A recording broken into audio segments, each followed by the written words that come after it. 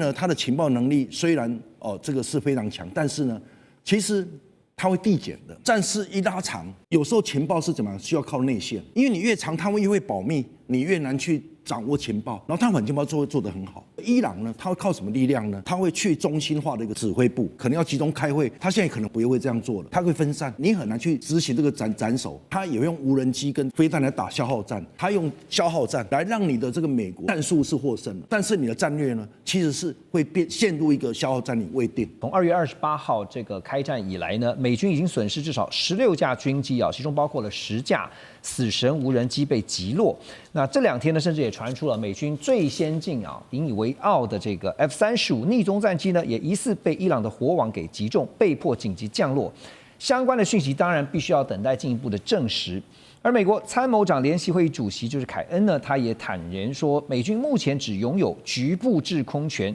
也就是只能夠控制特定的伊朗領空。那因為伊朗真的是幅員廣大，你沒有辦法完全把它的領空給這個掌控下来。好，那開戰不久呢，其實呢，我們知道美國就掌握了相關的情資，然後鎖定伊朗的最高領袖哈米尼呢來斩首成功。那凸顯出的是情報的優勢，還有反情報失守對於現代戰爭的決定性影響。但現在看起來，以色列這邊的動作，尤其是這邊就是說，目前似乎還是想要用斬首當做一個重心，那要把所有的伊朗領導階層一一的趕盡殺絕。但是有了先前教訓的伊朗，他們目前的情報跟反情報的工作又怎麼看呢？文佳老師。這個講到情報反情報此時此刻是非常之重要。就像委內瑞拉的總統其實被活抓那莫托羅其實是靠美國的一個精確的情報。然後呢，他疏忽了反情，就是沒有去做好反情報，所以基本上就被抓了嘛。那這次的斬首行動哈馬內伊呢，他其實他被抓到也因為怎麼樣？因為美國有精確的情報，然後呢，加上他沒有疏忽了這個情報，所以呢，美國的情報優勢導致於能夠斬首成功。然後呢，這個伊朗因為反情報的失誤，導致呢他被斬首。那我想。這樣子看起來呢，這個情報反情報此時此刻是在戰場是非常之重要那我想這個美伊呢，它的情報能力雖然這個是非常強，但是呢，其實它會遞減的。為什麼遞減呢？因為戰事一拉長，有時候情報是怎麼樣？需要靠內線。因為你越長，他們越會保密，你越難去掌握情報。然後他反情報做得很好，這是一個部分。第二個，伊朗呢，他會靠什麼力量呢？他會去中心化的一個指揮部。他們以前可以集中嘛，可能要集中開會，或是拿手機。他現在可能不會這樣做了，他會分散，所以你很難去執行這個斬首。他會做好反斬首任務。那第三個，他也用無人機跟這個飛彈來打消耗戰。他企圖他去瓦解你的這個斬首，他用消耗戰。來讓你的這個美國，雖然你的是戰術是獲勝了，你的戰術，但是你的戰略呢，其實是會陷入一個消耗戰，你未定。對，因為尤其呢，這個我們知道伊朗它是一個神權國家，它土地有165平方公里，人口有8000多萬，而且它具有能當國這個所謂的領導人的人比比皆是，因為他人太多了嘛。所以呢，你這個野火燒不盡，春風吹又生，你光靠斬首是沒有用的。因為他一直會去推選新的人出來沒錯，對，好，那第一個，那第二未來，我覺得這個情報的趨勢呢，當然我們美國短期內它還是需要靠這個尖端的情報跟 AI 的分析能力但是呢，我想這個伊朗會在反情報跟不對稱的作戰呢，來迅速來補強，所以呢，這個戰爭形態會變成斬首跟消耗一個並行。了解。那所以我想這個情報呢，我想不是一次性的到位，而是需要長期的一個博弈。此外呢，關鍵還是在於誰擁有了情報優勢，那同時又被避免反制。OK， 所以其實從目前伊朗所推出的這個戰略就是用低成本的武器來消耗這個美國跟以色列他們高昂的這些武器反正呢不對稱嘛。那但是呢，伊朗也料到這個以色列呢。或者是美國呢，他們不能夠去攻擊能源設施因為這個對他們來講是非常重要的關鍵。所以呢，川普特別告誡以色列說，不要再攻擊伊朗的天然氣基礎設施因為以色列先前就攻擊了伊朗一個主要的天然油氣田，在畫面當中我們看到，伊朗就立刻也做報復，因為呢就攻擊了這個卡達的拉斯拉凡工業城。因為這個拉斯拉凡處理全球大約20%的液化天然氣。那現在呢，不止卡達、沙烏地阿拉伯在紅海的主要港口鹽布港也傳出遭到攻擊啊，一度宣布暫停原油的裝船作業。好，畫面當中也看到美國財長貝森特呢，他有強調說，川普政府正在考慮採取新的措施，抑制不斷上漲的石油跟其他的商品價格，而且可能對海上的伊朗石油解除制裁。这个石油总量呢，说如果是解除的话呢，估計可以啊，稍微來緩一下燃眉之急啊，就是石油總量因為有大概1億4000萬桶的原油。那分析師也有不同的看法，就是這個 Again Capital 的石油專家啊，叫做約翰基爾杜夫，他說近年來呢，其實中國大陸呢是無視於美國的制裁，光是購買伊朗原油出口啊就佔了非常大的部分。現在呢，如果華盛頓批准的話呢，中方呢就可以自由出售數百桶的原油哈。所以確實能源對全球來講都非常的重要，尤其這一次呢，荷姆斯海峽受到控制之後，其實在亞洲這些國家，包括了日本、中國大陸，當然也是 OK 這些東亞的國家都受到影響。那現在以色列打伊朗呢，被美國提醒說不能夠打油田；美國打伊朗呢，但是解禁制裁伊朗的海上石油哈。所以這場因為地緣衝突引發的石油賽局，江老師你怎麼看？現在誰站在最有利的位置上？我覺得大家現在只看兩邊打來打去，加美國介入，可能剛剛之前提到找着日本或是找其他盟友一起加入這個戰局。其實大家可能忽略一個很重要的因素，就是時間。為什麼會提到時間？是其實燃油廠、LNG 廠不是說我今天關掉打開，它就可以去源源不斷生產，它也是要一個時間。據我所知的話是。目前的燃油氣廠再打開的話，至少1個月以上的時間，那再加上裝船，然後再到你的買主身上，它其實有很多很多的時間因素。那突然打了，又突然不打了，那我是開還是不開？對。然後這次在挪威有一個能源機構哦，他有去做分析，說這次攻擊會讓卡達2026年的全年的 LNG 損失達25%。所以大概是2000萬公噸，然後呢，要修復到像打仗之前的話，大概要5年。OK， 所以這個是個非常嚴重的警訊。那再加上剛剛主持人有提到說，解除限制之後，中國可能會就地把之前跟卡達在新加坡外海交易的這些黑石油變成就地合法化。那其實這也會一方面，我覺得。目前來說，對美國來說算是一個很矛盾的狀況。那為什麼這樣說的話？之前在俄國跟烏克蘭在俄烏戰爭的時候，美國去抵制歐洲買俄國的天然氣。OK， 那現在他們好不容易找到一個替代品，從卡達去買這些東西。那現在，卡達又不能生產天然氣了。對，那就導致說，那我歐洲的這些國家該怎麼辦？那遠一點，亞洲的這些國家該怎麼辦？我覺得這個是目前對川普來說算是一個很頭痛的。像剛剛和主持人有提到說，美國說我又不用這邊的天然氣，又不是用這邊的油，那你們這些人，我不管你，那你們要自己派船。它造成了這個現在全球能源的供應出現了一團亂，但是現在。美國一句話說：“這關我什麼事情？”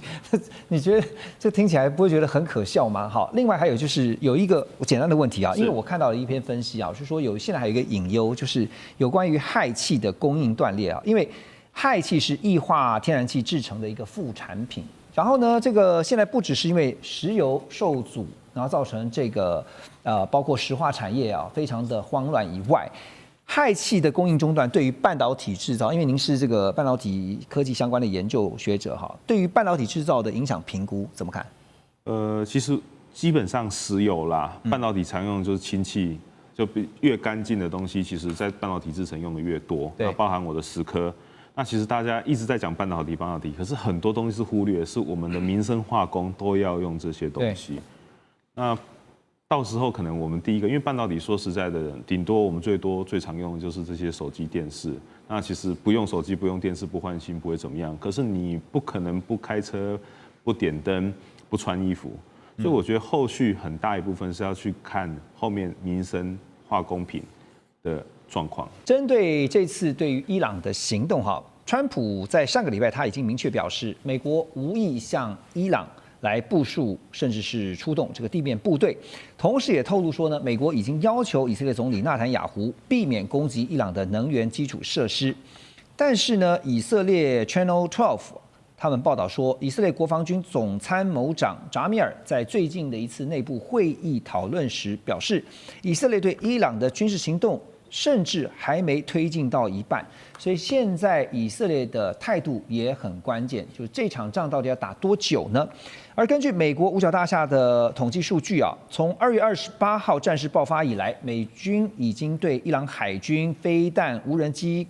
庫存啊，還有包括國防工業進行了超過7800次的空襲，並且鎖定哈爾克島上面超過90處的目標。但是哈爾克島的能源基礎設施到目前為止仍然保持非常完整。如果真的要奪取哈爾克島的話，就必須要出动地面部队。好，哈爾克島其實它是个非常關鍵，因為它是佔着伊朗的這個石油90%的出口，是非常重要的。那它位於在波斯灣的西北部，距離伊朗海岸大約有25公里，長6公里，寬3公里，是最大的伊朗原油出口基地。好，90%的伊朗原油都是從哈爾克島出口。那前美軍的中央司令部司令啊，他就說，美軍可以摧毀哈爾克島的石油基礎設施，但是這也有風險哦，就是呢會對伊朗跟全球經濟造成不可挽回的損害，或者是美軍就直接佔領哈爾克島，把這個重要的石油設施拿下來，作為跟伊朗討價還價的籌碼。所以現在呢，拉回到美以雙方的說法，都明確的表示，你可以聽得出來，他們的說法就是這場戰爭將會延續下去，但是也畫了紅線，就是不派出地面部隊哈。所以評估的關鍵就在於說，能夠不要打擊或者是影響到能源設施。所以這個美以的共同軍事行動，現在看起來，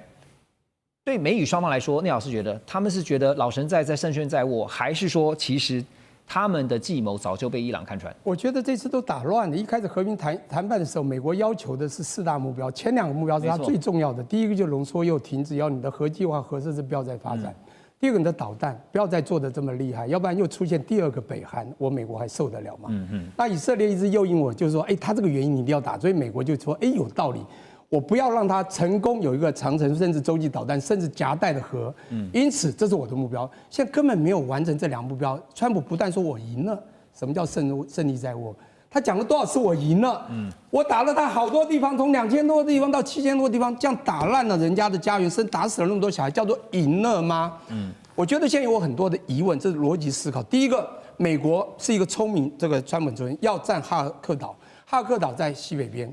荷姆塞亞在南邊，好，荷姆塞亞被伊朗控制了，你就要去弄哈爾克島來封鎖伊朗的90%石油，這不是以牙還牙？血債就是冤相報嘛。美軍這麼厲害，這麼大，軍事實力這麼大，你需要這樣子來作為什麼討價還價的籌碼嗎？美國你越被我們覺得就看弱了。但是當他有他的智慧思考，但是你有沒有想到？當你這樣冤冤相報的時候，你會更慘。全球經濟就像剛才講的，所有人在分析這樣全球經濟，當然伊朗經濟一定大受傷，全球經濟更慘。那伊朗經濟受傷之後，它再來又產生了，這次非常清楚，伊朗即便我實力不夠你，我打導彈打不到你美國，可是你打我軍事基地，我反擊，我反擊你軍事基地，你打我能源石油，我反擊你能源，還有天然氣。卡達，我丟5顆，你防了4顆，最後1顆還是打得到。你現在防空，你這麼糟糕的代價，2個代價，你的所有的東西防空系統都昂價非常昂貴，你根本是不對稱、不平等、不對等的這個戰爭。對伊朗來講，第一個軍武的不對稱，第二個代價的不對等。現在美國在此就會在信譽不斷的掃地，你會發現這次伊朗。雖然傷得很重，其實他的國際名反而更高。就是說，他最後反而他會想要他要求的東西。我現在講說，你說勝券是不是在握？我絕對看不懂，這怎麼叫勝券在？還有一個，什麼叫地面戰爭？請問一下，1955年、1975年發生什麼事？越戰，《阿甘正傳》裡面非常清楚，年輕人打到最後瘋狂掃射，看到草叢一動，那個雞也殺，老弱婦孺都殺。已經情緒崩潰了，就像福特號現在的士兵，你加半年又7個月，還要加2個月在海上，他受不了，連馬桶都會塞東西去，情緒會受不了的。船燒了睡在甲板上，美國的問題真的要去了解，這已經有點外強中乾了。所以第二個呢，大家也記得吧，在2003年啊，這個我講2月5號，波威爾拿了一個毀滅性的這個武器抓到了這個玻璃瓶裡面的東西，這個白粉呢，當普丁說是一個洗衣粉，就打了伊拉克，從什麼時候？2003年打到了2011年，8年9個月。請問地面戰有什麼樣的收穫？到現在他在伊拉克又產生了什麼樣的不好之名聲？我覺得打地面戰，就算這個島你封鎖下來，我覺得你也沒有勝。而現在這個 idea 好像不錯，但是您問我是不是勝券在握？我覺得這絕對不是。所以我覺得這次戰爭是一個我覺得很有趣的戰爭。第一個，川普情勢錯判，所以這個形勢就有點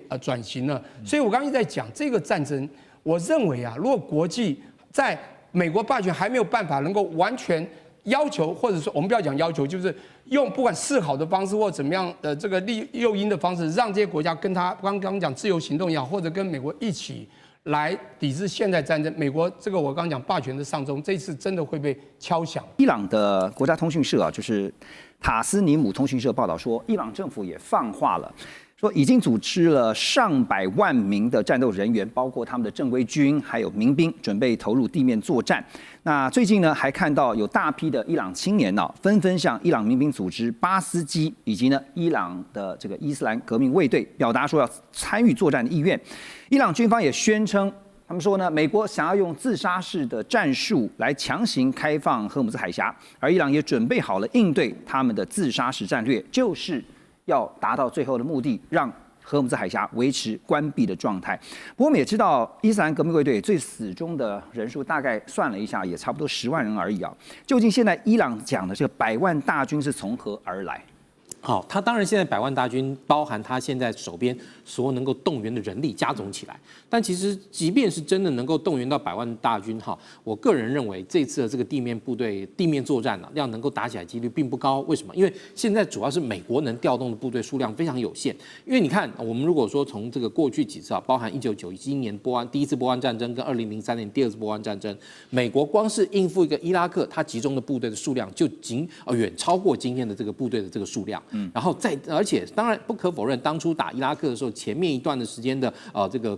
打到这個巴格達推翻海珊政府的這個進度是非常成功的。但是我說你今天你要打伊朗，你在這個波斯灣你進行登陸，你要打到德黑蘭，路程非常遙遠路程非常遙遠。其一好，那再加上你美軍的這個地面部隊準備不足，那美軍如果說好，我現在基本上我只為了要打通好這個荷姆茲海峽，所以我把周邊幾個島啊占了。如果說他的兵力要說今天占到這個波斯灣上的關鍵島嶼，然後以及荷姆茲海峽關鍵島嶼辦得到，但問題他占了以後，他會形成一個腹背受敵的態勢。這些部隊上去了之後，會時時刻刻在伊朗的這個各種的這個射程的武器的襲擾之內，而且更不要說你今天你如果攻佔之後，伊朗的這個部隊還有負隅頑抗的，垂死跟你抵抗的。再加上從這一段期間，我們看到伊朗它整個在軍事指揮上來說，它的去中心化顯然做得不錯。所謂去中心化做得不錯，就是當它的這些高層接二連三的遭到美軍的獵殺之後，然後他還能夠持續發動這個反擊。當然有很多這個美國的朋友說啊，反擊的這個力道小很多啊。你看現在跟剛開始的時候可能減少了90%，的確是減少90%。但是等到當你部隊登陸如果你真的要打地面戰，你部隊登陸，你奪取一些島嶼的時候，那這個時候你必須要去思考對方可能會對你的反擊，那這個反擊會造成你人命的那個持續喪失。那也就是說，其實如果發動了地面作戰的話，他就必須是要至少一段時間的，並不是像是到委內瑞拉帶了人就走的。对，的確川普他在這次的事，我記得大概1個月前，我們他剛開始發動這個行動的時候，我那時候就講美軍的這次的軍事力量準備的非常不充分。為什麼？因為從調集的這個空中的這個部隊的數量，然後以及這個海上的這個艦艇的數目來看，似乎都在的顯示美軍的準備不充分。而且你可以從他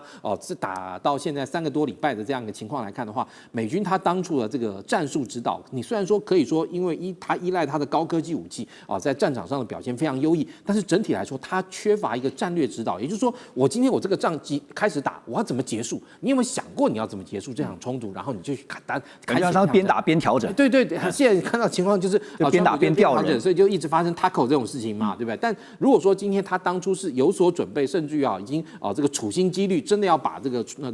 伊朗這個神權統治的這個政權給趕下下台的話，他不應該是那樣草草就是那個開動，而且呢，你可以看得出來，他現在顯然對於就是如果要不要發動地面戰爭，顯然還是處在一個模棱兩可，甚至舉棋不定的階段。因為波斯灣那個或者說是荷姆茲海峽被封鎖了。導致這個美國想要逼的伊朗重新開放這個荷姆茲海峽，但是對於伊朗來說，我現在手邊有100萬地面大軍，你只要不敢來登陸，你基本上來說，你要能夠開通荷姆茲海峽，根本是不可能的事。要開通荷姆茲海峽很簡單，只有政治解決，那個只有政治才有辦法解決的問題。美國就算用了軍力，能夠占到波斯灣那個荷姆茲海峽北岸的這些據點，但是你也沒有辦法保證能夠徹底的擴清這些據點。你一旦進去，一旦佔領，你就要開始陷入跟當初伊拉克一樣曠日費時，而且損失人力非常多的那樣的綏靖作戰。因為你今天你的想法不是說要整個戰線的推進，然後把他德黑蘭首都攻下，然後把這個政權徹底推翻，而是如果說你今天的兵力只夠做這些事情，只夠在荷姆茲海峽周邊佔領一些據點，那個據點你一旦佔領以後，那反而會是成為美國噩夢的開始。所以變成現在川普最擔心的就是。雖然態勢上面感覺說我要發動這個地面部隊不惜一戰，但是呢遲遲沒有動作，就是怕說萬一像剛剛孝瑋所提到的，深陷到這個以前這個過去經驗戰爭的泥淖中沒有辦法自拔怎麼辦？美以伊這場軍事衝突呢，從2月28號開始以來呢，到今天3月28號1個月了，還沒有結束。現在外界最關心的就是到底這場戰爭要什麼時候結束，以及它會如何結束。美國總統川普在3月26號針對目前的最新局勢他又有一個最新的說法。他說呢，應伊朗的要求，將重新打開荷姆茲海峽的最後通牒時限延長到美國當地的時間4月6號這一天。在這一天之前呢，美國不會對伊朗的發電廠這些相關設施來發動攻擊，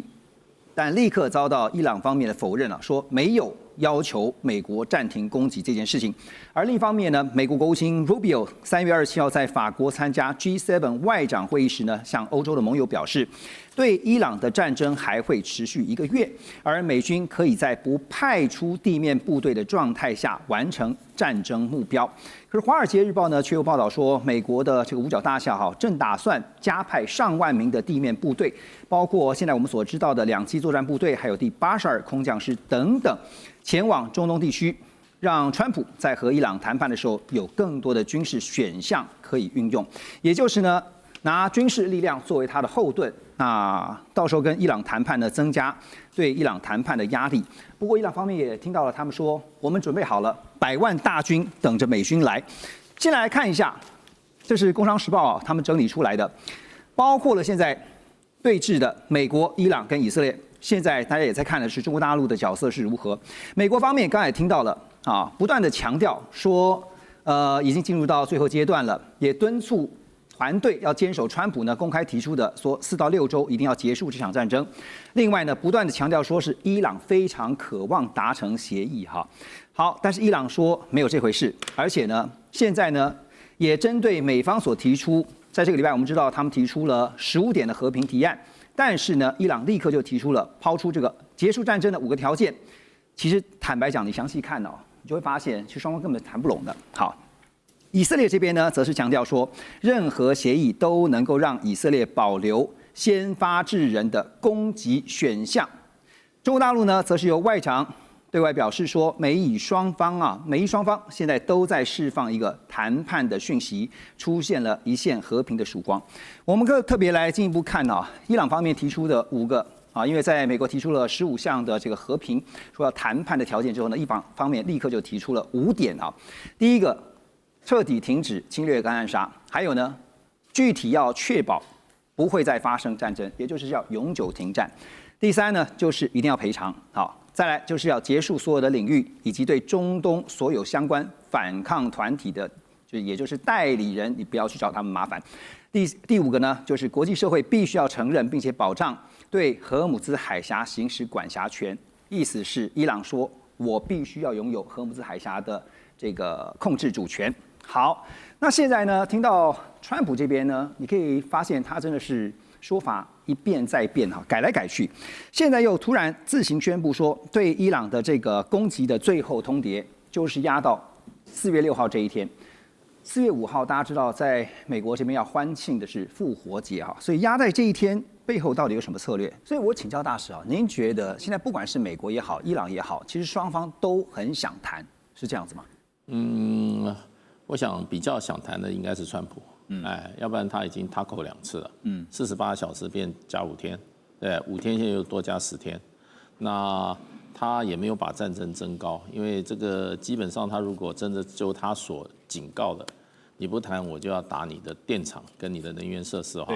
那這個戰爭就進入一個新的高度。就態勢有拉起來，感覺好像要增加，但是沒有實際的行動。那這個就證明他是恐嚇。而且現在還有一個重要的問題啊，就是伊朗對於美方啊，特別是對川普，已經是不太信任了，就一被騙再被騙。然後呢，最終的目標如果真的是要進到談判的話，接下来要怎麼談呢？因为川普只考慮到伊朗要接受他的條件，對，他沒考慮到伊朗也要他接受伊朗的條件。所以我覺得現在卡在美國要接不接受伊朗的條件。川普的條件已經一直在放寬了，川普他說這場戰爭他已經勝利了。對，他說展開談判，他說有10個，如果這個談判的要求清單上有10項的話，他說前3項都只有1個，就是放棄核武。伊朗只要放棄核武，基本上就達成了。對，因為他過去說我要把你的這個導彈摧毀，我要把你的核武摧毀，都沒有達到啊。所以現在川普是戰場上打不出結果，所以呢要到談判桌上去找一個結果。那通常我們這個在歷史，我們從歷史的教訓啊，戰場上拿不到的，你的談判桌上是拿不到的。那現在那伊朗已經看準美國是不敢隨便升高這個戰事，那所以就變成就是說，所以伊朗的姿態很強硬，讓川普現在是騎虎難下。對，現在就是在看說，美方接下來的動作會不會真的派出地面部隊？哈，這個是不惜犧牲任何的代價嗎？真的是如此嗎？我們知道這個中東局勢啊，影響全球甚巨啊，現在包括連川習會都受到影響啊。因為川普最近表示呢，由於這個伊朗戰事仍然持續當中，他已經要求原本在3月底4月初的訪中行，而且要跟中國大陸國家主席習近平的會面，這個時間呢要延後至少1個月左右。川普也表示，他的說法是說呢，我即將前往中國，雖然行程推遲了1個多月，但相信將會是一次愉快的訪問。我知道日本跟中國的關係有些緊張，所以呢，我將會與習主席探討日本對美國的貢獻，也打算對他說說日本的優點。那中方的外交部發言人林健則是對此回應，他說中方跟美方雙方對於川普訪陸時間等相關的問題保持着溝通。中國大陸商務部國際貿易談判代表兼副部長李成鋼也表示，現在中美經貿相關的議題，包括了在新的形勢下雙邊關稅水準、雙邊關稅以及相關非關稅的措施都是未來要解決的相關議題。當然，這個川習會因為伊朗的局勢而延遲也有另外不同的看法，是說除了因為真的就是伊朗的局勢所造成，那川普也有一個看法是說，川普會不會是技術性的來拖延這次訪問中國大陸、訪問北京、訪問跟習近平主席見面的這樣的一個想法哈？但是有可能嗎？有這麼複雜嗎？陳老師？其實呢，這個川普他生意人啊，他老謀深算，他做什麼事呢？其實引起大家很大的好奇跟想去猜想他在想什麼，但是他總是呢出其不意啊。其實我們認為說他在這個3月31號會過去嘛，但是就前幾天他說他可能要延後一個月嘛。那剛好他的理由有幾個嘛，當然就是因為伊朗的戰事就是現在是如火如荼嘛哈，然後再加上這個所謂的這個能源的部分呢，他也在處理嘛，所以呢就是希望不要多開很多條戰線啦，因為畢竟又有軍事的，然後現在要去中國，大概是講經濟的嘛哈，所以我想說先軍事後經濟，所以他來處理這一段，然後呢，同時他利用這段就是延後1個月來觀察到底中國的態度怎麼樣，他對中共態度怎麼樣，他對能源態度怎麼樣，他到底是不是玩假的？就是講的中立，講的這個所謂的要安全，但是不是講他的觀察？那因此我覺得說，在川普他的這個戰略算盤裡面呢，當然啦，就是他認為說這個能源呢，已經中東戰事已經牽動了能源的安全，然後呢優先級別高於這個美中的一個峰會，對他認為這個能源重於這個當然是重於他整個峰會嘛哈。那第二個呢，他是爭取時間呢，以時間換取空間。他在這時候呢，在觀察到1個月之後，看會什麼變化。然後呢，他此外也透過這次跟高市早苗首相的一個會談，來讓這個也拉着日本來讓這個美日同盟讓中國壓力更大。所以他需要用多1個月的時間來爭取。那當然這樣子看，中國就是獲得一個就是回旋的空間嘛。因為他可以怎麼樣以逸待勞。因為這仗美國在打，他沒打，這個人家說隔山觀虎鬥，然後第二個呢，他可以去就是維持不要直接介入，讓美國去弄，弄到你精疲力竭，你到時候我就等以逸待勞這狀況嘛，那所以我想呢，這個延後雖然是川普的一個技術性延遲，但是實際上這到底是對美國好呢，還是對中國好呢？其實現在很難論定了，因為各有它的機會，各有它的挑戰。對，因為其實應該也算是川普在戰略上面陷入了一個困局啊，因為現在不只是在地緣政治上面產生了變化，包括呢國際的經濟啊，整個全球經濟也受到這個荷姆斯海峽。我們剛剛一開始的時候就談到說，現在關鍵點在於說荷姆斯海峽的控制權啊，到底是美國真的能夠完全能夠掌控呢，還是一直就在伊朗的手中？現在這個戰事啊，導致原油的波價這個原油的油價波動也牽動整個全球的經濟。像是美國股市呢，在20號這一天呢，早盤再度的走跌啊，像道瓊工業指數呢，20號的早盤是下跌145點，標普500跟 Nasdaq 的指數也分別下跌了0.7%跟1.1%。那費半呢是跌1.1%，台積電 ADR 跌了2.3%。眼看着馬上這一場中東戰事就進入到第4週。好，那現在能源市場呢也持續的翻騰啊，投資人也因此評估，他們現在要想的是美國聯準會目前對於降息的押注是如何？根據彭博資訊的報道，現在貨幣市場已經把聯準會今年10月以前會升息的押注提高到50%，而這家公司叫做 Cadron， 它的投資長則指出呢，當前市場的環境非常脆弱。在油價維持高檔與升息風險又升溫的情況之下，如果股市沒有辦法守住技術支撐位恐怕會代表着進一步的壓力就要來臨了。所以現在受害的也包括了美國股市在這個經濟前景未明的情況之下，再加上起起伏伏的衝擊，到底美國股市的前景樂觀嗎？來請教一下。好了，我覺得對投資來講，第一個不要看短期啦，第二個呢，不要看一定要相信專業的，好像投資人這有時候還會有些陰謀論。就投資陰謀論，我先講一下短期，因為剛才主持人講到說，前幾天或哪一天又開始跌多少跌多少，各位有沒有想到，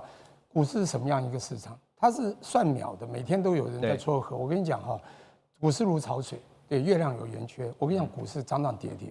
有這麼多的外資法人，不管是我們講 pension fund、insurance fund， 我講就是保險基金、退休基金，甚至還有對不對？我們共同基金，這麼多的基金的人操盤手。都為了獲利，都在股市這樣玩來玩去。這個大環節大家非常清楚。現在有2個最主要，一個是 AI 的浪潮，這個浪潮有沒有被 absorb 全部吸完？沒有，全部都還在 innovation。雖然大家都看到有很多不合理投資，但是任何獨角獸你不丟錢必輸，丟錢不一定贏，還在丟，還在研發，所以還有趨勢。還沒有看到在1990年代97到99年時候開始走當 trend 的時候，沒有了。坦白說。這個浪潮大過了地緣政治，再來，這個地緣政治是比較短的。我們雖然會再打一陣子，它現在看起來還是比較局部。當然人員也會影響到全球經濟，當然這可以講到這個降級升息的問題。是，但非常清楚的，投資這個部分呢，我覺得觀眾還是一樣，抓穩當然是每天要盯盤，要你買股票不要亂買，就是每天你要有時間盯盤才能買呀。今天有多少量進了量出了，這供需市場決定一切嘛，這個很重要。所以我要講，現在最少 AI 的浪潮還是大於地緣政治，跌一點還是會撐，還不至於那麼嚴重，不會。好的。第二個，你說升息降息，我認為現在是降息循環的時候，卻因為這個地緣政治造成了一個還看不到未來的可能的通膨，就可能會被喊升息，但也不要去相信。我覺得是平盤為主，現在都不太敢動到年底開始。原來是可能去年降3，今年降一碼，但是看起來今年不太會。平穩了就會再降，因為現在還不是一定要升息的時候，除非很嚴重的大通膨。確實啊，應該看長期的這樣的一個表現，就是短期一定會有波動。那相對來說，其實在經濟上的壓力啊，我們要來繼續看的就是中國大陸其實對於這場危機的防禦力啊，當然現在普遍來看是優於多數的這個亞歐國家，但是如果要達成呢，大陸兩會最近才定下的這個今年4.5%到5%的這個 GDP 的成長目標，恐怕也需要這個強勁的全球經濟來支撐。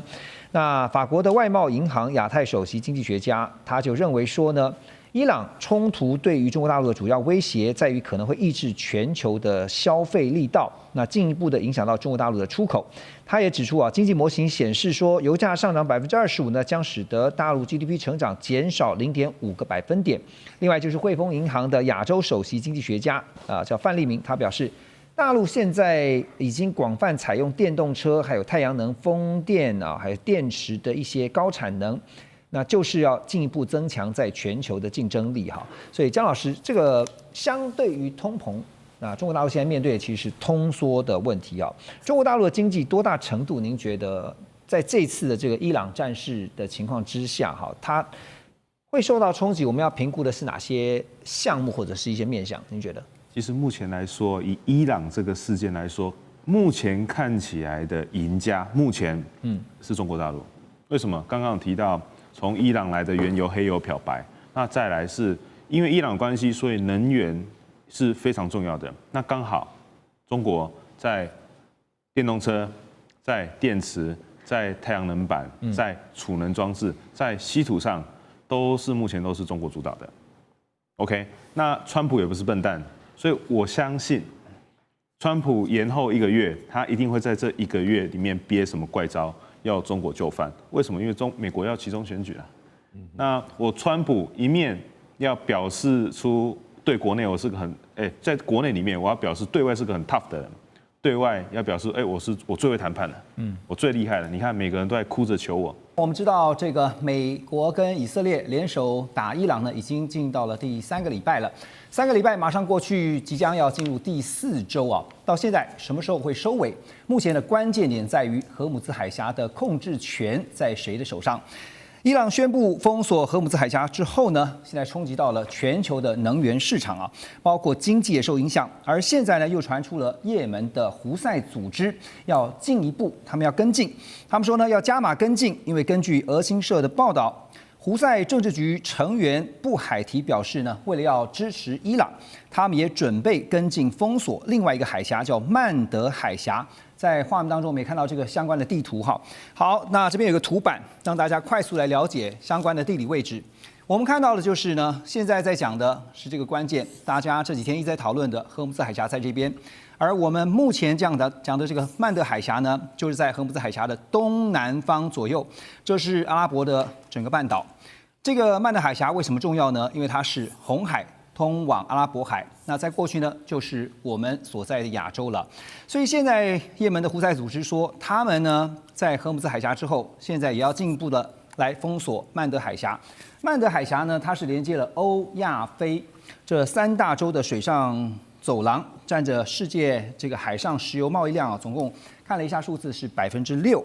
2025年上半年，每天大約有420萬桶的石油是通過這個曼德海峽。那以伊衝突爆發以來呢，在沙烏地阿拉伯這邊呢，一直是透過輸油管，把幾百萬桶的石油從波斯灣輸送到紅海，然後改由在紅海的鹽布港來裝載原油。當然，我們也知道最近鹽布港呢受到了攻擊啊，一度宣布是暫停裝油，後來又恢復。好，那如果胡塞組織現在又宣布，要來封鎖這個曼德海峽。不過，因為曼德海峽它跟荷姆茲海峽雖然說我看了一下資料，它最短的這個距離哈，就是海峽大概就是32.2公里，但是封鎖真的這麼容易嗎？先請孝敬哥。我想啊，首先我必須要澄清一下，其實這個胡塞啊這個組織啊，現在來湊這個熱鬧。我實際上是班門弄斧啊，在駱老師面前，這個有點趁亂入室啊，趁火打劫的味道。但是問題是，蹭一波是吧？對啊，但是問題是蹭這個事情，事實上是搞錯了。您看一下你那個地圖哦，來，那個鹽部啊，是距離曼德海峽要往上北，大概已經有2/3的地方，那個位置是鹽部，大概距離它1100公里到1200公里之間，那個是橫跨整個沙烏地的這個中間出來，所以對。代表就是您剛才落筆那一點，這個地方沒有上面在對，那個是鹽部，所以呢，那個是整個這樣跨過它的腰部，那邊的油都是經過蘇伊士運河往北走，所以呢這邊風啊是根本沒有，以往是因為繞經啊這邊啊波斯灣出來，然後繞經阿曼、也門，然後這樣你在這個風才有用。那另外一個替代的輸油管是從UAE，就是阿拉伯聯合大公國，一直到阿曼的。就是靠近對，靠近阿拉伯灣這邊啊，是吧？這邊那個邊呢是往亞洲，所以你這個曼德基本上來講，在這段時間啊，這個大油輪呢走的反而不多，但是呢，宣布是有心理的震撼。那比較這兩個這個海域，你可以看得到。曼德海峽是有替代航道，最多繞遠一點嘛，繞非洲也繞也就繞過去。但是目前呢，基本上它是用替代的油管跟氣管，然後到那邊到鹽部那邊接了，然後往這個輸往歐洲。對，所以呢，它在這個地方根本是沒有辦法真正達到它封鎖的目的。那就這兩個海峽而言，這個這個荷姆斯海峽是這個阿曼跟這個伊朗兩邊來，但是呢，在曼德海峽是這個厄立垂亞，還有這個吉布地，還有也門這三方。那基本上來講的話，也門這個地方是有比較足夠做的這個軍力，對，然後這個胡塞，然後在這邊形成干擾。但是呢，緊鄰的那邊這個吉布地是各國都在那邊，對，都在那邊租借這個就是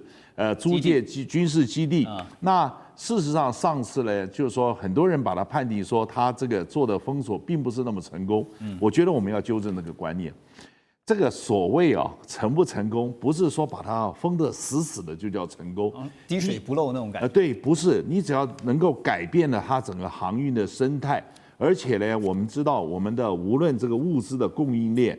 或者製造業的供應鏈，以及資本鏈呢，就是說資本市場那個波動的它這個整個資金鏈，你假如說整個產生了會有一個鏈波效應，所以那個這個就是說你今天這個牽一髮而動全身，所以你不能講說它沒有完全成功，只要造成心理上的影響都算是。到今天為止這個航運界現在那個就是保險費還沒有降下來，而且航運整個之中到現在那個就是這個丹麥的這個 Maersk Line 還這個航線都還沒有恢復。對，所以在這個情形之下，你不能說是因為還是有這個穿越漏網之魚你就認為它不成功，就跟很多人現在就在講說這次伊朗封鎖荷姆斯海峽還是有這個冒險穿越還是有這個偷溜過去了。當然這個百密自有一疏，但是整個航運界的生態以及這個整個航運市場、資本市場，那都受到很大的干擾。所以胡塞組織我們講蹭這一波，它的目的是什麼？我想這個當然存在感，表示支持，不存在感是重要的。OK， 因為你存在感就代表了發言權，就代表了政治的影響力。否則在這個時間為什麼要趁亂入室去撈一把蹭一下，對不對？這是我覺得這個是可以心想的預期。但是呢，我還是要強調一件事情。只要任何軍事的行動造成整個世界就是這種聯動的效應，它基本上就是成功的。沒錯，而不是說你一定要說100%的如何，那絕對不是這樣的。只要市場受到了這個心理的一些影響，產生了波動，甚至是這個波動可能是延續的，而且是短期波動，也許還好。但如果是造成未來就是大家不確定的這個預期這是非常危險的那當然，這個除了封鎖荷姆斯海峽之外呢，根據彭博的報道說，伊朗對卡達的攻擊也導致了世界最大液化天然氣出口設施這個地方叫做拉斯拉凡工業城，在4號跟6號的這個生產線都受到嚴重的損壞。這2條生產線呢，合計年產的量是達到1280萬噸佔卡達年度液化天然氣出口量的17%，而維修工作呢將需要長達5年的時間才能夠完成。那麼卡達能源公司呢預計將會損失大約200億美元的收入。伊朗武裝部隊發言人呢也再度警告，他們要對全球各地他說在觀光景點要發動攻擊。他就舉例像公園啊、休閒區啊、觀光勝地啊，只要是伊朗的敵人，就將不再安全。而面對現在全球能源市場的壓力呢，以色列總理納坦雅胡也表示，目前以色列會遵照這個川普的要求，不再攻擊伊朗的能源設施。所以現在看到美以雙方打擊的力道，他們雖然說現在打得順風順水的，伊朗也沒有還擊的能力啊，但是戰略上，包括力道上的考量，還是我們現在在講的以能源供應的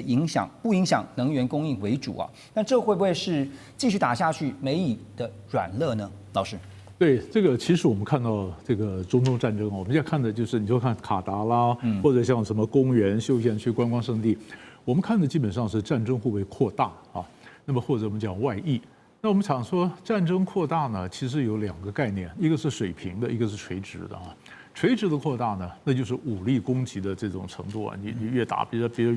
原來小的什麼燃燒彈呢，後來變成火箭啦、飛彈啦，這種是垂直的这個擴大。橫的擴大呢，就是看地區啊。地區你是從這個中東呢，或者擴大到世界別的地方，不斷擴大。你看，現在我們看到的，當然，你美國、以色列打伊朗，或伊朗就算擴大到波斯灣，這是一個擴大，對不對？然後事實上，現在西線的戰場已經開了，比如說以色列和打黎巴嫩啊，以色列打黎巴嫩，是黎巴嫩呢，所以事實上敘利亞也怕說會不會外溢到敘利亞啊？那敘利亞也擔心，那麼所以敘利亞也跟這個伊拉克的政府也講啊，你小心你內部的那些親伊朗的民兵，你不要打到我是敘利亞這邊來，或者黎巴嫩的這個外溢到敘利亞，這是西部的戰線。南部的戰線是什麼呢？就是我們剛剛講胡塞啊，胡塞或者到底它也許不管是曼德海峽，它是紅海給你造成一個困擾，你的這個 cargo 貨運過不去，那已經造成很大的問題了啊。所以你看它有東線，它有西線，它有南線。那現在又講說，那我給你擴大到世界各地的公園、休閒、觀光勝地，那就擴大，到處遍地開花。但是說是一回事，做又是另外一回事啊。那所以伊朗它其實也在很仔細的在估算。那你都做到一個什麼地步？你說我們常講說，如果說今天擴大，有沒有一個點，你做到什麼紅線或什麼東西引爆以後，美國地面部隊就來了啊？美國這邊有一些中東問題分析專家呢，因為傳統上我們都認為，美國如果地面部隊進到伊朗，你會陷到泥淖之中。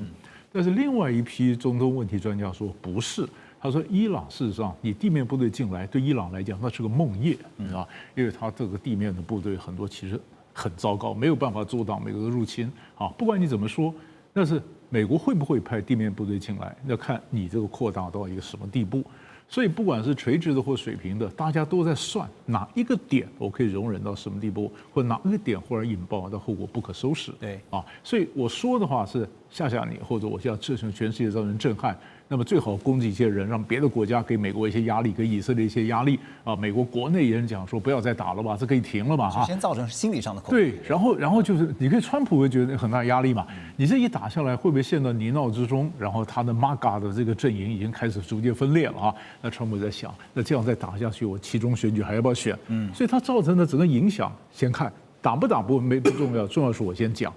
完以後再看下一步。啊，所以變得我們分析這個美以伊的戰爭呢，必須隨時根據不同的情況，隨時調整它各種的可能性。對，所以其實看到荷姆茲海峽現在其實這個心理效應已經產生了，就是雖然說我們講這個這麼寬，然後你真的要完全的封鎖，像剛剛靜哥講到是不可能封到這個滴水不漏，但起碼在這邊的商船已經卡在那邊很久了，然後呢，你說敢動嗎？動的話，幾艘被打擊到了，那保險公司也覺得太不划算了，這個船運公司也覺得太危險了，好，所以風險就來了。所以經濟上的效應呢，已經開始出現了一些影響了哈。伊朗的這個持續攻擊對於這個經濟的影響，全球經濟不只是美國也好，中國大陸也受到影響。像是美國這邊呢，我們看到美股主要的指數在3月20號開盤走低啊，這個道瓊工業指數下跌了36.64點 ，NASDAQ 呢下跌123.47點，標普500是下跌17.22點。中方這邊呢，路透社也分析說，伊朗的衝突抑制了全球的消費力道，因為通膨可能會造成漲價、消費縮手，所以呢，造成中國大陸的出口可能會受到衝擊。那這又會進一步呢加劇中國大陸呢國內需求的疲軟，而且很多企業啊，這個無利可圖，就會減少投資，影響工資的發放，所以消費增速也會進一步的放緩。也有經濟預測模型就指出，油價上漲25%將會使得中國大陸的 GDP 增長呢下降0.5個百分點。所以，如果我們從經濟衝擊的這個角度來評估的話，陸老師覺得現在預警，我們剛剛一直在講，劉老師也特別提到，那個點一直在調整啊，那個臨界點到底要抓在哪個時間點以前？這也是川普現在必須要在做決策之前好好的盤算的。的確，這個點是真的是非常重要。那但是中國跟美國的情況是不一樣的。中國它受到，因為伊朗90%以上的油是出口到中國，所以中国在油方面它的壓力就相對比較高。虽然中國在今年它已經進口的比去年同期又增長了大概15%，所以它已經也大量在儲備它的油，目前是有庫存，但是還是會影響，因為它的成本還是會提升。尤其中國是以出口為導向的一個國家，這跟美國以進口為導向的國家兩個是不一樣。是，所以在中國來講，它的成本勢必提高，那對它目前經濟疲軟的現象是有相當的衝擊。那美國呢？我們從3月18號鮑爾在 Fed 主持的那個記者會看得出來，它對美國衝擊影響大不大？那鮑爾說，因為戰爭情況不明，我們不知道會不會影響通膨，所以我們目前也不降息。但是升息我可能會視為一個選項，立場很鷹派。他最主要論點，而且記者一直問他，那到底會不會影響？他說 I don't know, I don't know， 說了7次 I don't know。所以美國也在觀察這個伊朗的這個戰爭對美國經濟影響的，因為目前美國的失業率是4.4%，還在他能接受範圍。那它 GDP 第4季是1.4% 的成長，然後通膨呢是2.4%，都是目前在可以接受的範圍。但是如果這個戰爭持續進行的話，那就情況不一樣。因為我們說這個短期的通膨現象好像目前開始只有在油價反映出來，在其他的還沒有擴張到其他領域。因為我們發現很多風險的資產目前並沒有增速，像黃金最近在跌這個咖啡在跌，可可在跌瘦肉、豬肉也在跌，所以這些在跌的現象正好抵消了可能產生的通膨的這個壓力。所以目前美國也是在觀察。到底這個戰爭持續下去，會不會對美國的通膨會比較大影響？所以這個點就是雙方都在觀察。但是對實體經濟來講，中國應該是受傷比美國重一點，因為美國它是產油國家，它是目全世界最大的產油國，而中國呢是全世界最大的進口油國。所以在這裡一相比，所以美國的它的負面效應會可能被它賺錢的抵消掉了。